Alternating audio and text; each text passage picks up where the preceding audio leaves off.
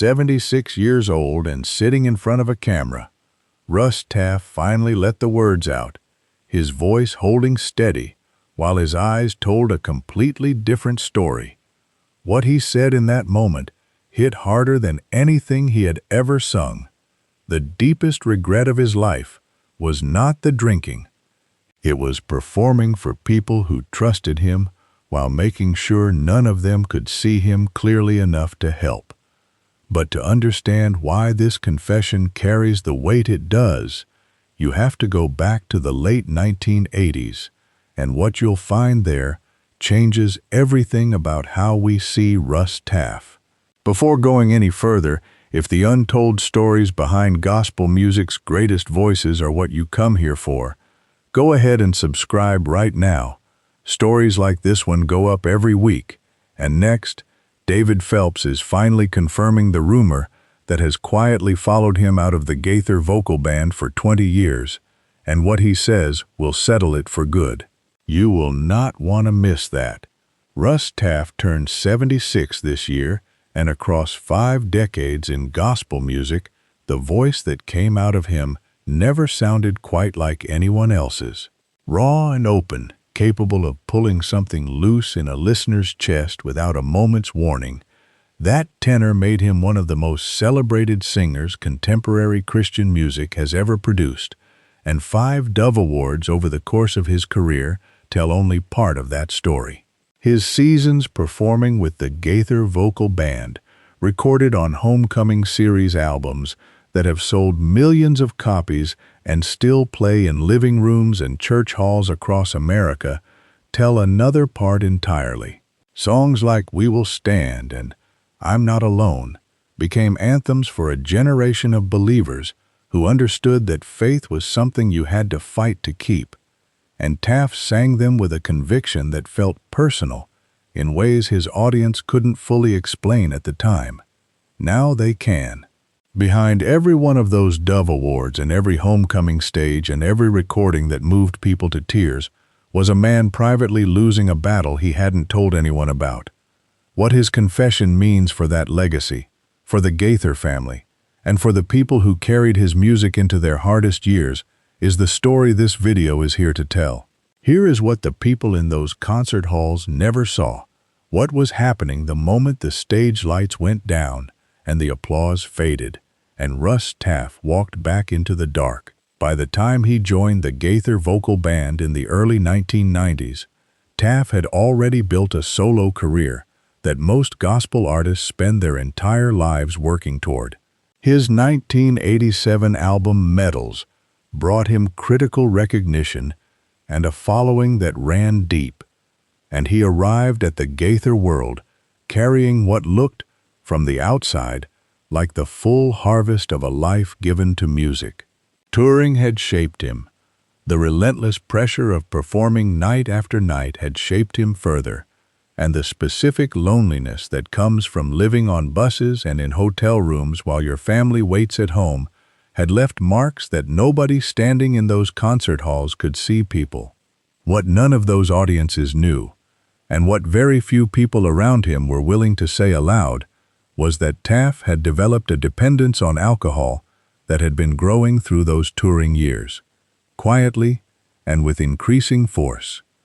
His wife Tori had known for years before the world did, watching the man she married struggle through seasons she would later describe as the hardest of her life, standing beside him the way you only stand beside someone when you love them completely, which is to say, with fear and heartbreak and a belief that the man you married is still somewhere inside the one you are watching fall apart. Tori's account of those years found its way into the 2014 documentary I Still Believe, which followed the full arc of their story through addiction and recovery and the long, grinding work of rebuilding a marriage that alcohol had badly damaged. What that documentary captured was the gap between the man appearing on Gaither Homecoming stages through the 1990s and the man who went home from them, and that gap was enormous.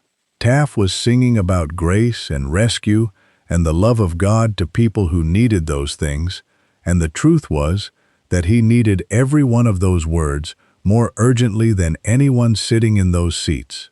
The question that followed him through those years, the one he could not answer, was whether it means anything at all to offer something to other people that you cannot yet receive yourself.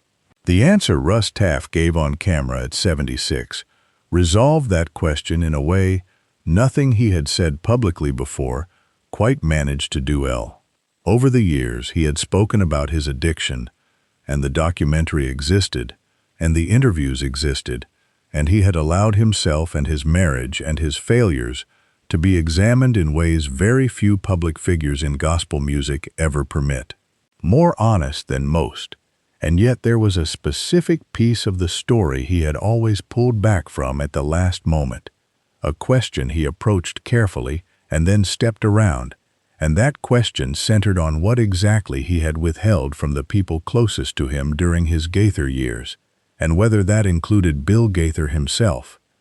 Gaither built the Homecoming series on a particular kind of trust.